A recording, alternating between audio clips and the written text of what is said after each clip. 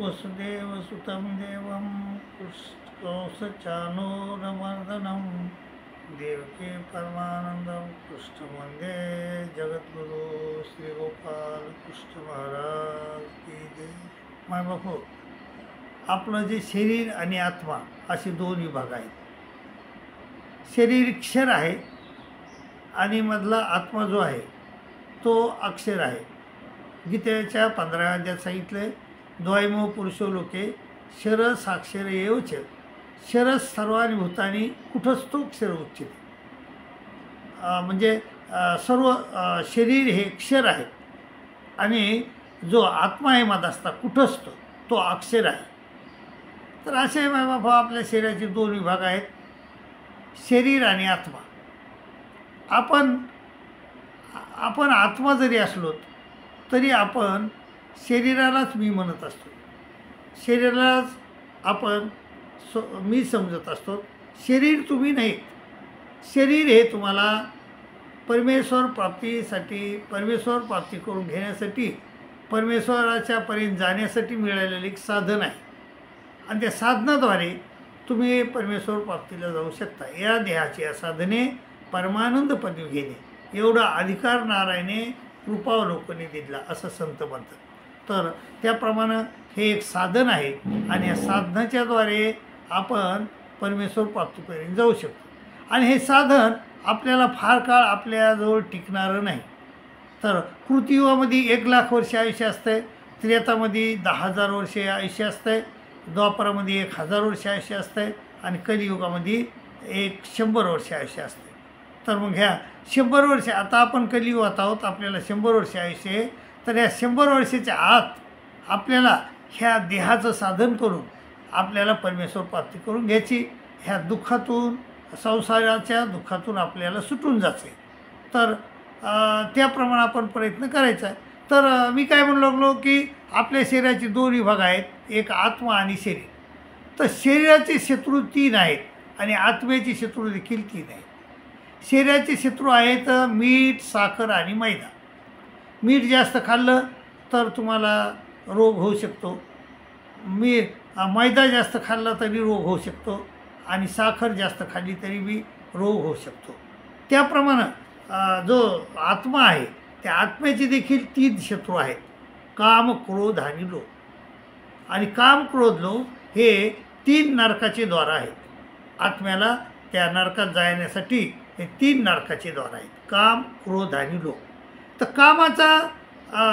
कामाच्या द्वाराद्वारे आजपर्यंत जर आपण याच्यात बघितलं, शास्त्रात बघितलं, तर अनेक लोक त्या कामाच्या आहारी लागले, कामाच्या आहारी गेले आणि आपलं त्यांनी स्वतः नुकसान करून घेतले, स्वतःची फजिती करून घेतली, स्वतःची दायना करून घेतली, स्वतःची बेइज्जती करून घेतली. नारद देवर्षी होते. नारद देवर्षी होते, परंतु ते कामाच्या आहारी गेले आणि त्याला वाटलं की आपल्याला आपण पत्नी करायला पाहिजे. आणि मग ते पत्नी करण्याचा नाद धरला त्यानं आणि श्रीकृष्ण महाराजाकडे गेले. श्रीकृष्ण महाराजांना म्हणले, हे देवा, तुम्हाला 16,108 पत्न्या येतात, एक पत्नी मला देऊन टाका. आणि मग ते म्हणले, ठीक आहे, घेऊन जाय, पण मी ज्या घरी नाही त्या घरची पत्नी तू घेऊन जाय. मग श्रीकृष्ण महाराजाच्या म्हणण्याप्रमाणे तो जो नारद आहे तो प्रत्येक घरोघरी हिंडला. 16,108 घरं हिंडायची आणि घरोघरी हिंडला, पण प्रत्येक घरी परमेश्वर त्याला काही ना काहीतरी करत असलेले दिसले. आणि पण शेवटचं एक घर राहिलं आणि ते घर होतं सत्यभामाचं. आणि सत्यभामा ही त्याची मानलेली बहीण होती. आणि मग त्या सत्यभामाच्या घरी गेला. तिथं मात्र श्रीकृष्ण महाराज गैरहजर होते. आणि मग त्या नारदाला एवढं दुःख झालं, एवढं लाजिरवाणं झालं, कारण बहिणीच्याच घरी आलो मी, असं त्याला दुःख झालं. आणि मग तो त्या कामाच्या आग्नीनं जळत राहिला आणि एका बारवावर जाऊन बसला. आणि बारवेवर जाऊन बसल्यानंतर श्रीकृष्ण महाराज तिथं गेले बारवेवर आणि त्याला म्हणले, काय झालं? आणि ते म्हणला, असं माझं अंग सगळं म्हणजे जळत आहे. ते म्हणले, मग ह्या पाण्यात उडी मार. आणि मग त्यानं पाण्यात उडी मारली आणि नारदाचा नारदी झाला तो, म्हणजे स्त्रीचं पुरुषाची स्त्री झाली आणि एक माणूस आला, त्या माणसासंग त्याला विवाह केला आणि त्याला 60 मुलं झाली म्हणा, आणि 60 मुलं वारले, तो माणूस बी वारला. पुन्हा तो रडत त्या बारीवर बसला. श्रीकृष्ण महाराज गेले आणि त्याला म्हणले काय झालं नारदजी? ते म्हणलं असं असं झालं. ते म्हणे मग टाका या विहिरीत उडी. ते म्हणले नाही बाबा, त्यावेळेस तुम्ही म्हणले होते, आम्ही ऐकलं आणि आमचं इतकी फजिती झाली. ते म्हणले आता नाही होणार. आणि मग त्यांनी उडी टाकली आणि त्याला पुन्हा स्वतःचं रूप प्राप्त झालं. तर किती वर्ष दुःख भोगावं लागलं, कशामुळं? कामानं. काम हा अतिशय दुर्धर आहे आणि काम बरं झालं ते देवर्षी होते, नाहीतर नरकाला जावं लागलं असतं, पण त्याला नरकाला जावं लागलं नाही. परंतु रावण हा कामाच्या आहारी गेला. आणि कामाच्या आहारी गेल्यामुळं त्यानं म्हणजे त्याचं किती नुकसान झालं. सोन्याची लंका खलास झाली. स्वतःचा मुलगा होता इंद्रजित, तो मारला गेला. पुन्हा तो त्याचा भाऊ होता तो कुंभकर्ण, तो मारला गेला. सैन्य सगळे मारले गेले आणि त्याला पण शेवटी मारावं लागलं. म्हणजे एवढं दुःख त्याच्या पदरी आलं. हे कशामुळं? कामामुळं. आणि क्रोधामुळं बी तसंच होते, लोभामुळं तसंच होतं आहे. लोभामुळं तर त्या हत्तीला पकडायचं असलं तर एक हत्ती करावं लागते आणि त्या खड्ड्यात ठेवावं लागते.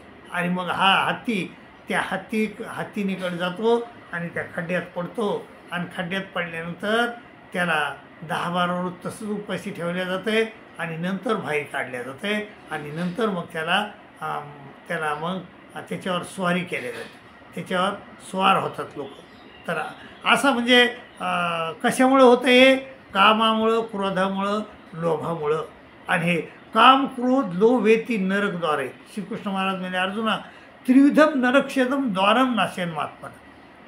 3 नरकाचे द्वार आहेत. त्रिविधम नरक्षेदम द्वारम नाशयन महात्मना काम, क्रोध तथा लोभस तस्मात देतम त्रयम त्यजेत. याच्यापासून विमुक्त राहिलं होते. येथे विमुक्त कवते तमोद्वारे त्रिभिर्नर आचार्यात्मन श्रेयस तत्व याची परामगती. जो माणूस ह्या 3 जो नरकद्वार आहेत, ह्या नरकद्वारापासून जो माणूस सावध राहील, जो विमुक्त राहील, तर त्यालाच शांती मिळू शकते. रावण विमुक्त राहिलं नाही तर त्याला शांती मिळाली नाही, सुख मिळालं नाही. येते रिमुक्त कमते तमोद्वारे त्रिभिर्नर आचार्यात्मन श्रेयस तत्व याची परामगती मिळत नाही. रावणाला नरकाला जावं लागलं, परामगती मिळाली नाही. तर याला नारदाला दुःख भोगावं लागलं. अनेक लोकांना ह्या काम, क्रोधाच्या आहारी जे लोक गेले त्या लोकांना दुःख भोगावं लागलं आणि शेवटी नरकाला जावं लागलं. मायबाबो, ह्या 3 नरकाद्वारापासून सावध राहा आणि आपलं भलं करून घ्या, असं तुम्हाला विनंती करतो आणि इथंच थांबतो. आणि हा जो आपला देवल ऑफिशियल ग्रुप आहे, त्या ग्रुपला सबस्क्राईब करा, शेअर करा, लाईक करा अशी विनंती करतो आणि इथंच थांबतो. दंडोत प्रणाम.